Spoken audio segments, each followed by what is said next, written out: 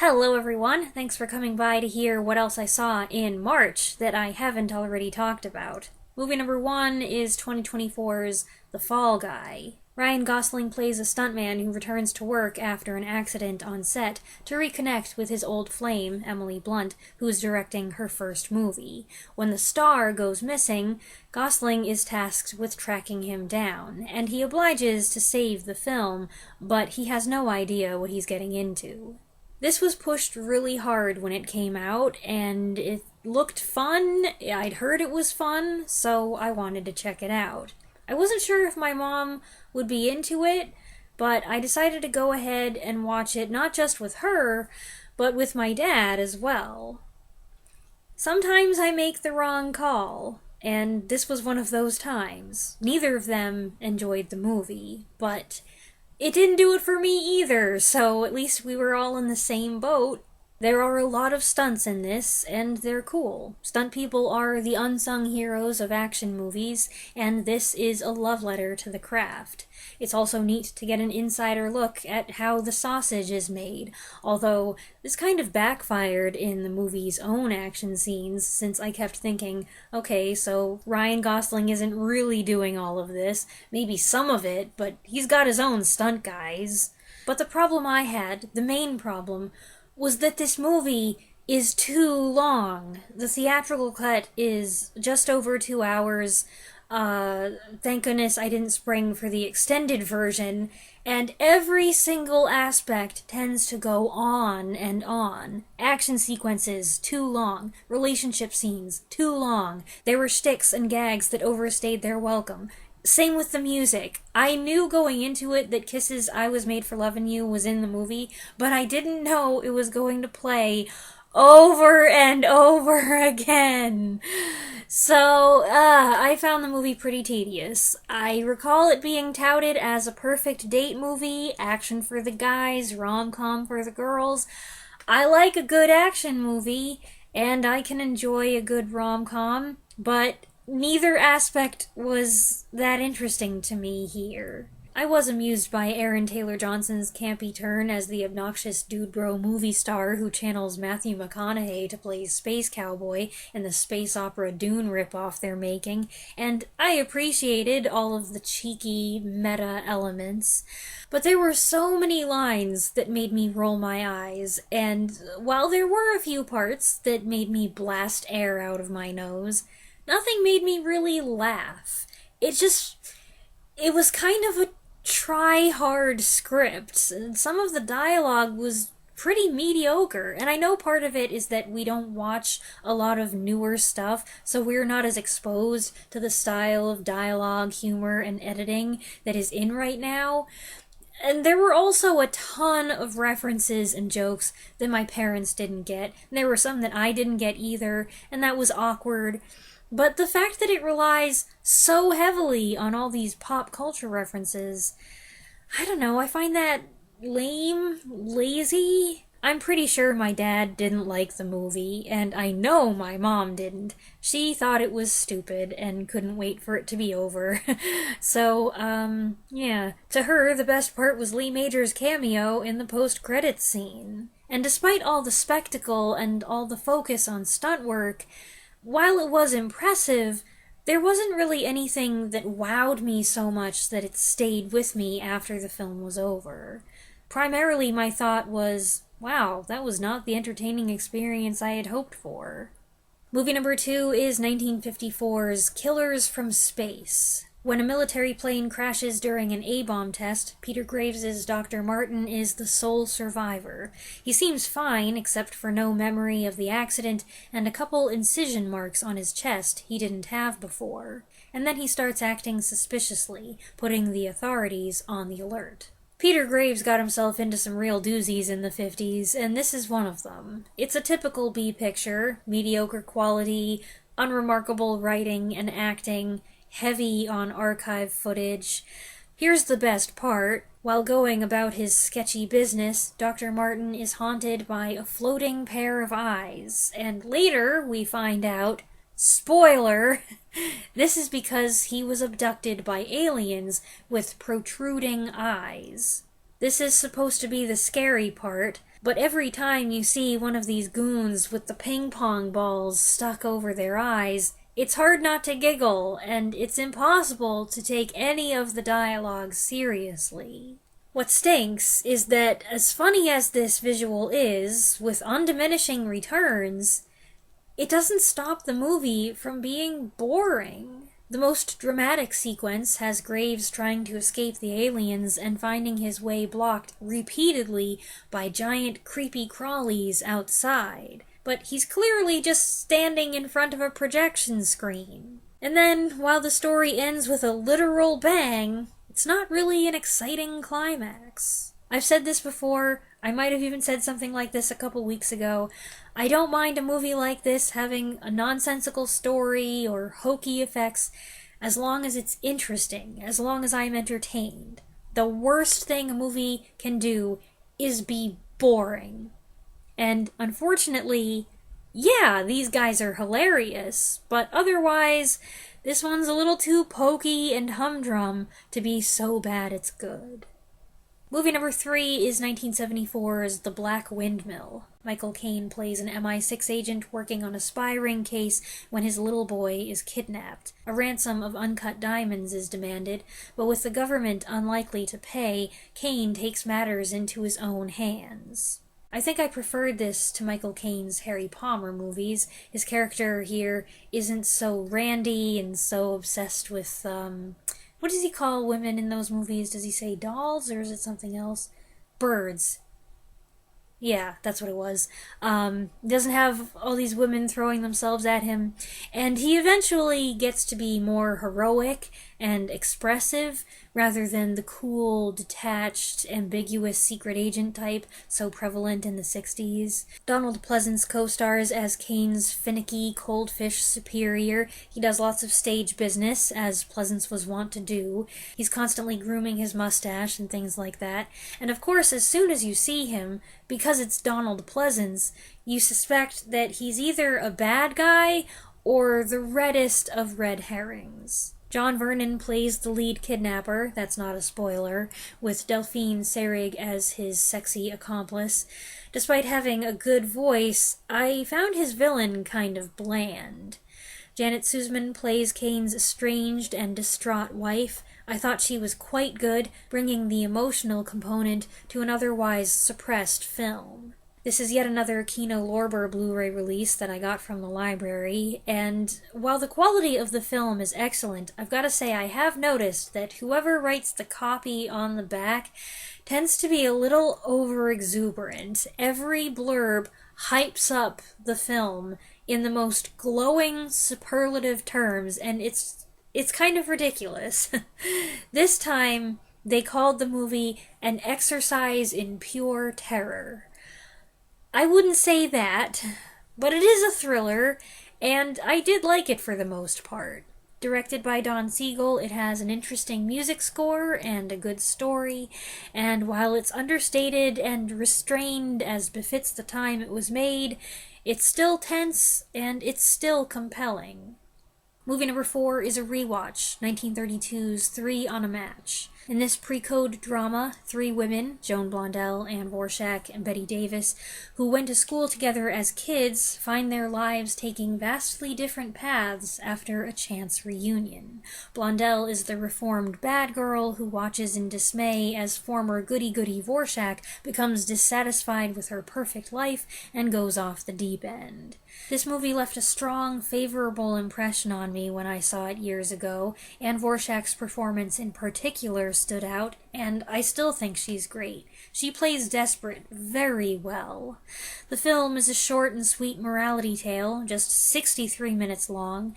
It's got pre-code glamour, including some gorgeous costumes by Ori Kelly, but it doesn't tiptoe around the debauchery, even including the earliest reference to cocaine use I think I've ever seen. An astonishingly young and blonde Betty Davis is here in a smaller role. This is before she became a tour de force at Warner Brothers. Another future star present is Dawn O'Day, before she changed her name to Anne Shirley, playing Vorschak's character as a girl. All of the younger versions of the leads are well cast. Warren William plays the abandoned husband and father of a little boy, who is played by child actor Buster Phelps. He's cute, but maybe a little too precocious, and his prattle can become grating after a while. It's also fun to see Edward Arnold as a mob boss, introduced with an extreme close-up of him tweezing his nose hairs, and young Humphrey Bogart makes his mark in an early heavy role as Arnold's chief goon. The movie looks great. It was directed by Mervyn LeRoy, and it has been wonderfully preserved through the years. I knew that I liked it, but I'm glad I watched it again because it has even more to offer than I remembered or could fully appreciate before. Movie number 5 is 1993's Falling Down, an urban thriller that stars Michael Douglas. Sitting in gridlock traffic on a boiling hot morning in LA, Douglas gets fed up and abandons his car, a decision that kicks off an increasingly violent downward spiral. Robert Duvall plays a policeman in the robbery division, looking for a quiet last day before retirement, when he gets wise to Douglas's trail of destruction. Oof, this is a tricky one. A movie that inspires complicated emotions. Michael Douglas's clean-cut, horn-rimmed, glasses-wearing man with a briefcase just seems like an average guy who's been pushed too far. He just wants to go home. He wants to be there for his daughter's birthday party. He's frustrated with things, and we can all relate. When he goes on a rant about the prices in a convenience store being too high, or the fast food joint not letting him have breakfast because it's a few minutes after the 11:30 cutoff, we totally agree. When he scares away the thugs who were gonna kill him to get his briefcase, we cheer him on. He is doing and saying some of the things we'd all like to do and say. There's some vicarious satisfaction here. However, there is a point here where you should pull up and be like, whoa, hey, that's too far. You can't do that. No matter how wrong these circumstances are, or how despicable this person is, this kind of extreme vigilantism isn't justified. And then you get more information and realize what's really going on here, and that's when the film becomes truly terrifying. Whether he's a villain or a twisted anti-hero, Douglas gives a solid performance that is disturbing and compelling, though not both at the same time. Duvall is also very good, and I like the parallels here, where his policeman is in a similar boat, tired of getting pushed around by his disrespectful peers and his neurotic wife, played by Tuesday Weld. The difference is that when he stands up for himself finally, it really is something you can cheer for without reservation. And there's a moment here that I would put on the list of most satisfying punches in film history. It's hard for me to believe this was directed by Joel Schumacher, the same guy who made the glitzy 2004 Phantom of the Opera movie and those silly Batman movies in the 90s. I respect the range, though. Extremely sensitive viewers will blanch at some of the offensive language used here, and I can't imagine this script would be approved as is if this film were made today. And of course, nowadays, you've got people writing dissertations on the internet with their current-day political interpretations of this film. Do not do that in my comment section, please. Political comments are not welcome on this channel. It's a good movie, well acted, with an unnerving score by James Newton Howard. It was as tense as a horror movie, and yet I do also feel sorry for Douglas's character. And to make it even more complicated, there are several humorous moments. It's one of those movies, though, where I come away thinking, did I like that? I really don't know if I liked that. I don't know if I had a good time watching that. Movie number 6 is 1961's The Secret Ways. Richard Widmark stars in and co-produced this international espionage thriller wherein he plays a mercenary hired to sneak a professor out of Budapest after locating his daughter first in Vienna. This movie looks great, lots of interesting locations with ideal places to stage clandestine meetings and chases and things like that. It would be interesting even with basic camera work, but the cinematography is excellent, probably taking a leaf out of Carol Reed's Third Man playbook. It is Vienna after all, and you can't not make the comparison when faced with Dutch angles and perpetually wet streets. Thrilling stuff does happen, especially in the end, and Richard Widmark does his thing. This was based on an Alistair MacLean book, and if you're familiar with his work, you should have a fair idea what to expect. Something I didn't know when I watched it is that the screenplay was adapted from the novel by Jean Hazelwood. Jean Hazelwood was Richard Widmark's wife from 1942 until her death in 97, and it's her only screenwriting credit. So you've got that, Widmark stars, co-produced, maybe even helped direct, so he was heavily involved in this whole operation. It co-stars Sonia Zeman and Walter Rilla, with appearances by Charles Renier and Howard Vernon, while Senta Berger brings the sex appeal. Hope I said all those names correctly. There wasn't really anything I strongly disliked about this movie. I just had a hard time getting into it. I did nod off for a few seconds in the middle. Okay, it was probably more than a few seconds. I was in and out for a few scenes, but long before that, I felt disengaged, and it didn't help that the movie felt much longer than it was. We were only about 30 minutes in, and I was like, we've gotta be more than halfway through, right? Like I said, though, it looks great, and it does have a very exciting final act. I woke up for that, I figured out what was going on, got my bearings, and then I was wide awake for the rest of the movie. Also, it has a very early score by John Williams.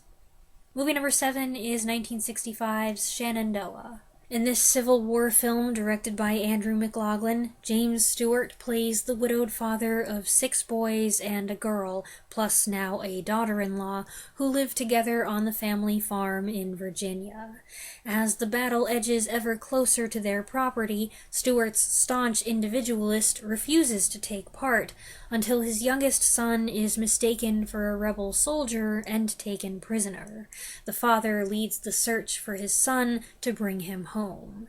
Jimmy Stewart is great here. Granted, I don't think I've ever seen him give a poor performance, but I found him especially awesome in this. When people list his best roles, I seldom hear anyone mention Shenandoah, but I'd put it on the list. He gives some great speeches, has several amusing moments, and many gut-wrenching scenes. Nobody portrayed rage and grief quite the way Jimmy Stewart did. The father dominates the film, but it's got a good supporting cast as well, including Doug McClure as a Confederate soldier courting his daughter Rosemary Forsyth, Patrick Wayne as the son who's married to Catherine Ross, and Philip Alford as the youngest son, referred to affectionately as the boy. I also really liked Paul Fix as the doctor. He only has a couple scenes, but he's great in them. I thought this was an excellent film. The first half is entertaining and fun, with humorous dialogue and family interactions that scored a number of laughs. But in the second half, it takes a turn, and then I was surprised at just how dark it became. There's one part that was particularly chilling. The story is engrossing all the way through, and ultimately, it's very moving. There were 3 of us watching, and I don't want to tell tales, but by the end of it, there were 3 sniffly noses in the room. Movie number 8 is 2023's The Great Escaper. Michael Caine, again, in his final film before retiring, plays Bernard Jordan, the 90-year-old D-Day veteran who slipped out of his nursing home to attend the 70th anniversary in Normandy. Glenda Jackson co-stars as his wife, who urges him to go, though her health is poor. In August 2025, I watched The Last Rifleman with Pierce Brosnan, a very similar film that was inspired by Jordan's story, also released in 2023. I had heard about The Great Escaper first. I heard very positive things, and that's the one I really wanted to see, but it wasn't available, and I got impatient, heard about this other movie, and went ahead and just watched that. Go figure, it got its US release right after I gave up. The glaring difference is that Michael Caine is actually the right age, whereas Brosnan was heavily made up. He gave a good performance, and the makeup and prosthetics were convincing enough, but it was still distracting, and it's bewildering that they didn't just give the part to a deserving elderly actor who would have appreciated a leading role in his twilight years. The other movie also made a lot of changes, probably for legal reasons.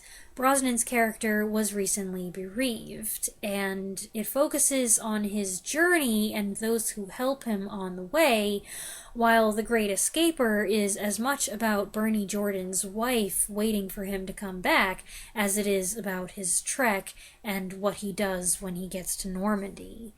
Caine is very good.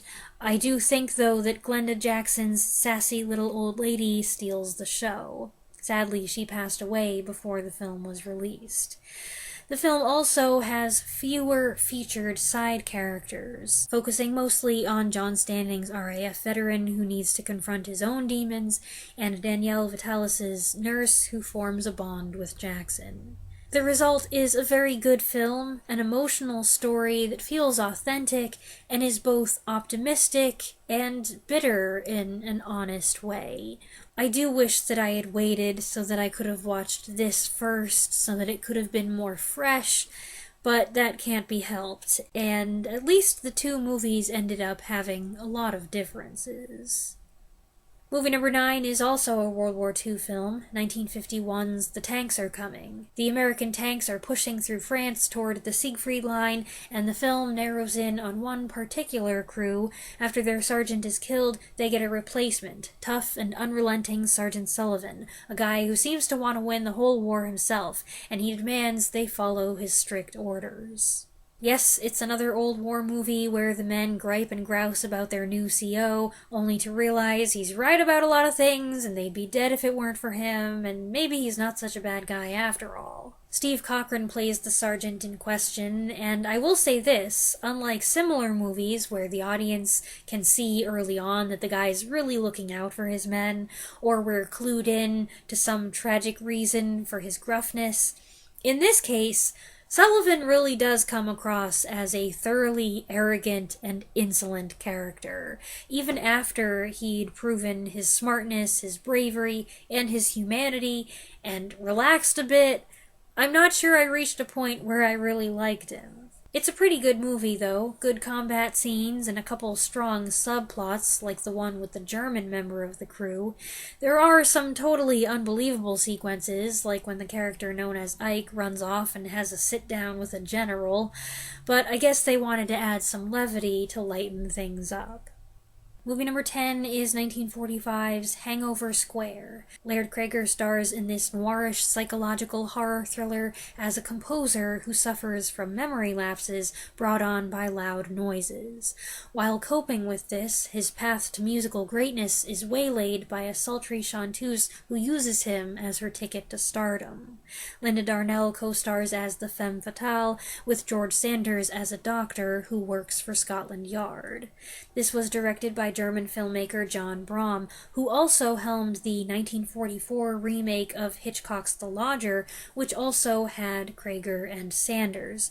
But here, Merle Oberon is swapped out for Linda Darnell, whose character is also a singer, but more saucy and conniving. Hangover Square, therefore, is like a mix of The Lodger and 1945's Scarlet Street, with 1943's Phantom of the Opera thrown in as well. Krieger gives a complex performance, which turned out to be his last. He died in 1944 before the film's release. He was just 31, his tragic death from a heart attack following surgery, likely brought on by an aggressive diet he was on to make his appearance more acceptable for leading roles.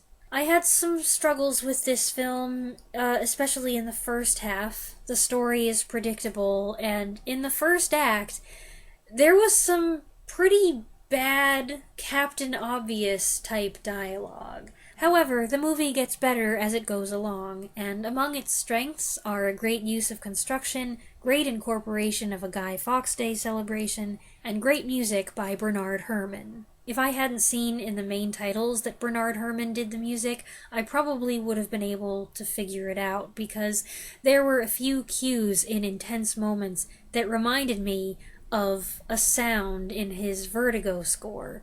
And there's one part in the concerto that echoes a piano part in his Day the Earth Stood Still score. Music is crucial in this film, and Herrmann was an ideal choice. The unsettling concerto he wrote to mirror the main character's mental distress is the perfect fuel for the exciting final act, and credit to John Brahm for showcasing it the way he did. Movie number 11 is 2025's Warfare, which covers a sequence of events on one day in 2006 during the Iraqi War. Navy SEALs join U.S. Marines on a surveillance mission, but when hostiles spot their position, the situation goes south. This was written and directed by Alex Garland and Iraqi war veteran Ray Mendoza, whose experience and expertise helped them craft a starkly realistic film, the story based on memories of the actual event provided by the men who were involved. I heard good things about this when it was released last year, and based on what I heard, I figured it would be up my alley. I prefer a combat focus in my war movies, and this is very much a simple, direct approach. They go in, tension builds, things erupt, they're dealing with the situation, and then it ends when the action concludes. Really, the only filler is the opening scene, which shows the guys watching the provocative Call on Me music video. And if I was going to cut something, that's what I would get rid of. But it does serve a purpose, and I bet when they sat down to interview these guys, and they said, "All right, tell me about that day. What do you remember?"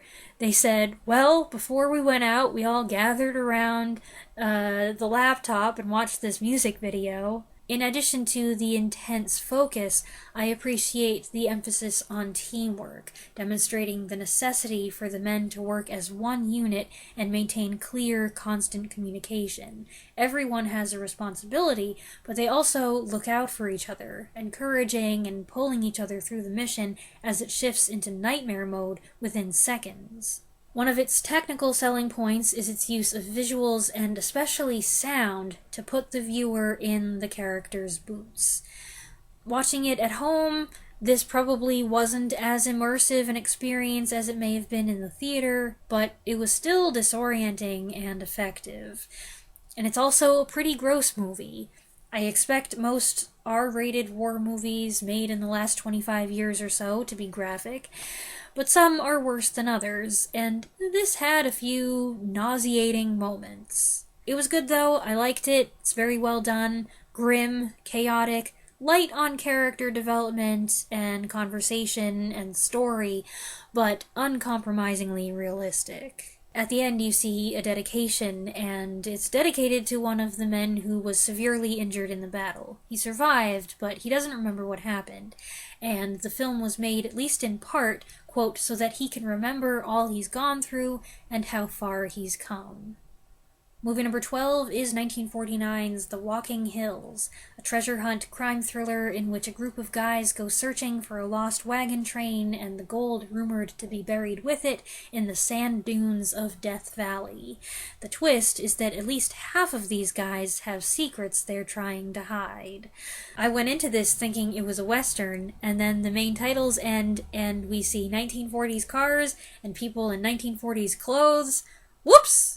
Randolph Scott stars, and, well, I've never been keen on him. I often feel he lacks charisma and screen presence, and this wasn't really an exception. I found him pretty lackluster here, and unconvincing when he turns tough guy in more heated moments.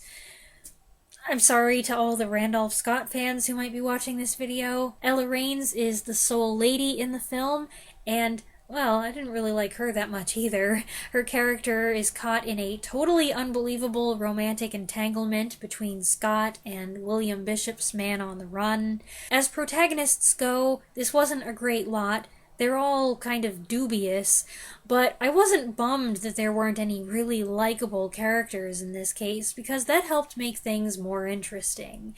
There's lots of tension here, much of it coming from John Ireland as an undercover cop who gets distracted by the hunt for gold. The party also includes Edgar Buchanan, Arthur Kennedy, and blues singer Josh White with his guitar. The story pauses occasionally for a musical interlude, and I could say that the songs don't add much, and the 78-minute film would have been even shorter without the numbers padding the runtime, but Josh White's playing and singing were great. I liked the performances, and I think they helped with the mood. This was directed by John Sturges, who does his utmost to make the film visually interesting, even with all that sand. The tension escalates until everything blows up in a climactic whirlwind of man versus man and man versus nature. And that's what else I saw in March. I hope you enjoyed this collection of reviews. You can find the titles listed in the description as usual. Let me know what you think in the comments below, and I'll be back next Saturday with another review. Thanks for watching.